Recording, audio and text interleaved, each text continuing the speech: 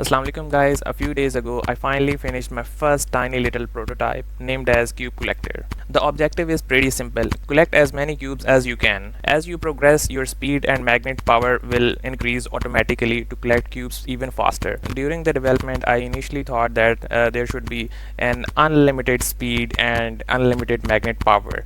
Very soon I thought that things are not working so well. The game was like lightning speed. Then GPT and I finally decided to choose a cap to adjust those values to keep the gameplay balanced and fun. So the goal for me was very simple: stop overthinking and actually finish the game first, and that's it. While making this I learned a lot of tiny things like making the control feel more responsive, keeping the gameplay simple, and adding some tiny details like camera shake, particles, sound effects. Those tiny things make a huge difference. I have uploaded both the Android build and the source file on itch.io. So if you want to try it or learn from it, you can simply download them for free. And here am I again on prototype number 2. And here's the little sneak peek. In this tiny prototype, you have to stack the cubes as high as you can while keeping the tower balanced, and the tower starts leaning. And you will notice that when your tower starts leaning, your cubes will also change their faces, like in the Angry Birds. The green pigs used to change their faces. Basically, they gave you the warning that now